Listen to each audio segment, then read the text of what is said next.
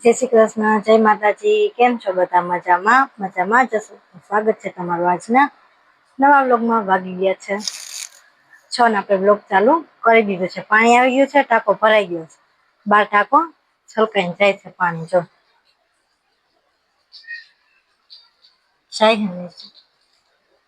ટાંકો ભરાઈ ગયો છે. હવે આજે તો રસોઈમાં બનાવવાની છે દાળ ઢોકળી. પાણી નહોતું આવ્યું એ પેલા મેં બધાય પાણી પીવડાવી દીધું હતું. ગુલાબને પેલા જ પીવડાવી દીધું. પાણી આવ્યું ત્યારે જ ગુલાબને પણ પાણી મેં પીવડાવી દીધું હતું. હવે બનાવી છે રસોઈ.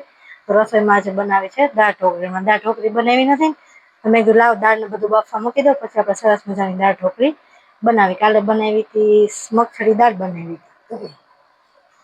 હવે આજે જેવી કે દાળ ઢોકળી બને મેં કીધું કઢી ખીચડી બનાવતો કે ના કઢી ખીચડી નહીં, આજે મારે દાળ ઢોકળી ખાવીશ તો એ બનાવી. મેં કીધું વાંધો નહીં તો આજે એ બનાવી નાખીશ. હજી છાશ બનાવવાની બાકી છે, વાસણ ચડાવવાનું બાકી છે. પેલા મેં કીધું દાળ બાફવા મૂકી દઉં, પછી ચડાવી દઉં વાસણ. વાસણ ચડાવીને પછી બનાવી નાખીએ છાશ. છાશ આજે પૂરી થઈ ગઈ છે એટલે બનાવવાની. તો સારું ચાલો હવે તમે વ્લોગ આગળ જોતા રહેજો. તો અહીંયા જો મૂકી દીધી દાળ બાફવા. તો દાળ સરસ મજાની બફાઈને થઈ ગઈ છે તૈયાર.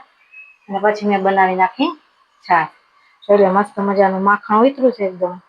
2 દહીં હતા તો 2 દહીંની ફેરવી નાખી. 2 દહીં હતા તો મેં કીધું લાવ ને 2 દહીંની જ ફેરવી નાખું, પછી ઉપાધિ નહીં એમ. દાળ પાછી કરવી નહીં. 2 દહીં થઈ ગયા હતા સરસ તો મેં બનાવી નાખી. હવે આપણે લઈ લઈએ એક થાળી અને માખણ ઉતારી લઈએ. જો આટલું માખણ તો છે, બીજું માખણ ઉતારી લઈએ.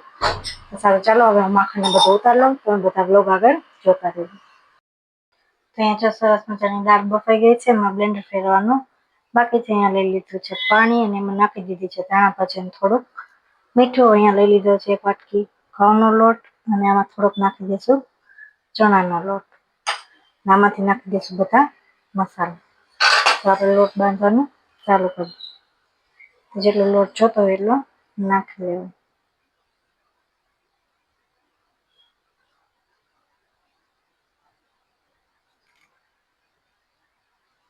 બસ થોડોક નાખી દઈએ ચણાનો લોટ.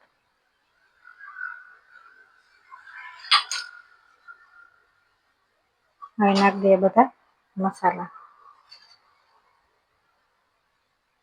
થોડીક નાખી દઈએ ચટણી, નાખી દઈએ સેજેવી હળદર, થોડીક નાખી દઈએ હિંગ, થોડુંક નાખી દઈએ ધાણા જીરું.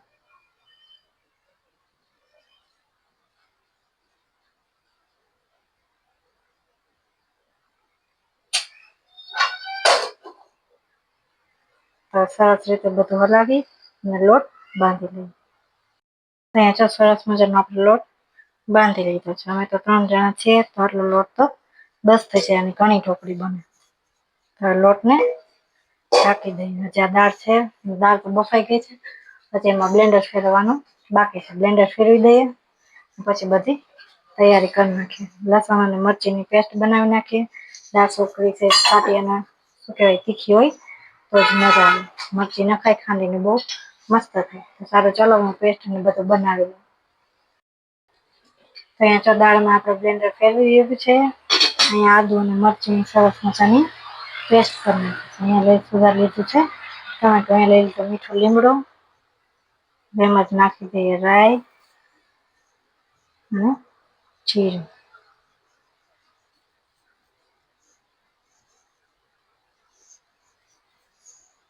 આપણે પેસ્ટ બનાવી છે હવે એમાં જ નાખી દઈએ બધા મસાલા. નાખી દઈએ ધાણા જીરું, થોડીક એવી હિંગ, હવે નાખી દઈએ હળદર. મરચી ખાઈ 3-4 એટલે આપણે થોડીક એવી નાખી દઈએ ચટણી.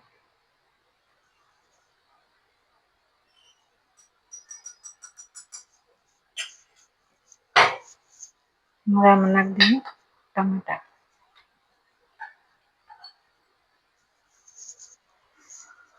સરસ રીતે બધું પીસી નાખીએ. સરસ મજાનું ટીસી જાય પછી આપણે વઘાર મૂકી દઈએ. અહીંયા સરસ રીતે બધું ટીસી નાખે છે. અહીંયા લીંબુનો રસ કાઢી લીધો છે અને અહીંયા જતા શું કહેવાય રાઈ અને જીરું લઈ લીધા છે. મીઠો લીંબુ અહીંયા તગારી આપણે ધોઈને રાખી દીધી છે. પાણી બળી જાય એટલે નાખી દઈએ તેલ. પછી દાળ વઘાર નાખીએ ને પછી એમાં નાની નાની ટોકરી કરી અને નાખતા જાય. હું તો આવી રીતે દાળ ઢોકળી બનાવું. તમે કેવી રીતે બનાવો કોમેન્ટ કરીને કહેજો. આવી રીતે પણ બહુ મસ્ત થાય. પાણી બળી જાય એટલી વાર પછી દાળનો વઘાર કરી નાખીએ અને ઢોકળી કરીને નાખતા જાય. ધીમો ગેસ રાખજો. ટ્રાય કરીને ઢોકળી બધી સરસ રીતે પાકી જાય. જ્યાં લીંબુનો રસ પણ કાઢી લીધો. જરામાં નાખી દઈએ તેલ.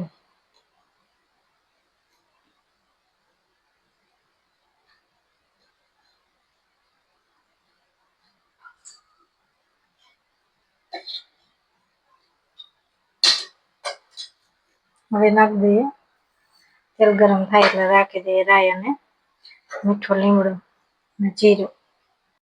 તો સરસ મજાનું તેલ ગરમ થઈ ગયું છે. હવે નાખી દઈએ મીઠું લીમડું રાઈ અને જીરું. રાઈને એકદમ ફૂટવા દઈએ. પછી આપણે નાખી દઈશું કે આપણે અહીં બધું ટીસને રાખ્યું છે એ. સરસ રીતે રાઈ ફૂટી ગઈ છે. હવે નાખી દઈએ આપણે બધા મસાલા.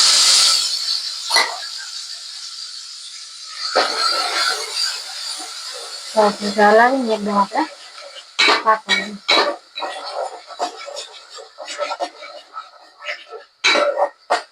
વઘાર એકદમ આપણે પાકી જાય પછી નાખી દઈશું દાળ.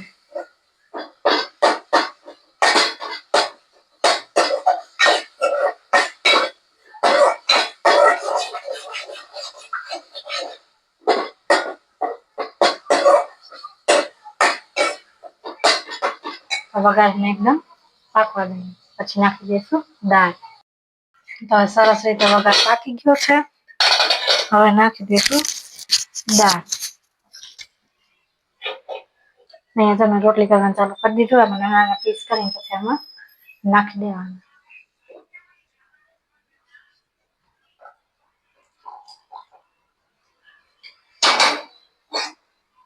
સરસ રીતે હલાવી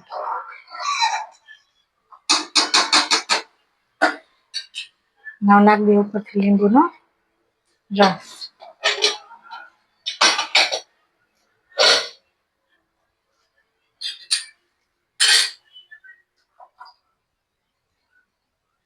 સરસ દાળને ઉકળવા દઈએ. જો અહીંયા કરી લીધી છે મેં એવી રોટલી અને બાફીને કરીએ તો પણ દાળ ઢોકળી બને. પણ હું તો આવી રીતે બનાવું છું. આવી રીતે આપણે હવે કટિંગ કરી નાખશું.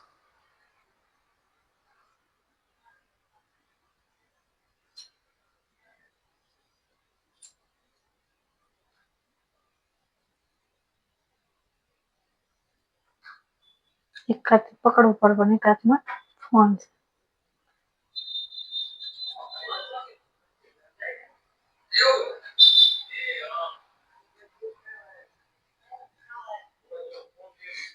હવે તે જ આપણે સરસ નાના પીસ કરીને ઢોકળીમાં નાખતા જાય. તો આવી રીતે જ સરસ રીતે નાના પીસ કરી નાખ્યા. અહીંયા મૂકી દીધી છે દાળ ઉકળવા. દાળ ભલે ઉકળે ને આપણે નાના પીસ કરીને આમાં નાખી દેવાનું.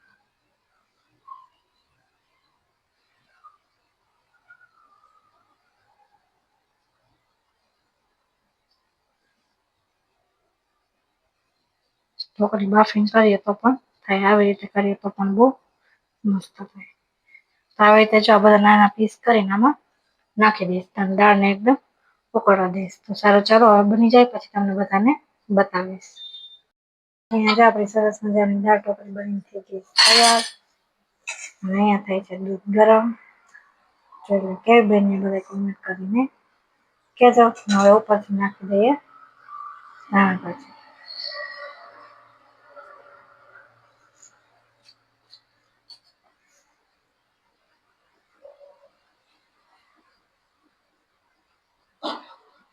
સરસ મજાની દાળ ઢોકળી બની ગઈ. સારું ચાલો હવે અમે બધા બેસી જઈએ જમવા. વારું કરવા જો દાળ ઢોકળી બનાવીશ દાળ ઢોકળી નથણું સાઈસ ને તમારે બધાને વારું પાણી કરવા હોય તો પૂગ્યા હો કા અમારા વિડીયો સારા લાગતા હોય તો લાઈક શેર ને સબસ્ક્રાઇબ કરવાનું ભૂલતા નહીં. બાકા ચીકી બોલાવજો એકવાર મારા વાલા બધા. હાલો બાતવા આવી જાય બધા ઘરમાં કોઈ બાતો હોક નથી બાતતા. અમે તો હાલતા બાતી. આ કેવો વિડીયો ઉતારો આ વખતે મેં આવો બાત થયો ને એવો વિડીયો ઉતાર્યો. ઠોકા લઈને બાત હો અમારે. કાં તમારે કેમ બાદ કમેન્ટ કરજો. હા અમારા વિડીયો સારા લાગતા હોય ને તો લાઈક શેર ને સબસ્ક્રાઇબ કરવાનું ભૂલતા નહીં. અને પાછો વિડીયો જોવો હોય તો કમેન્ટ કરી દેજો. ફૂલ બાકા ચીકી કા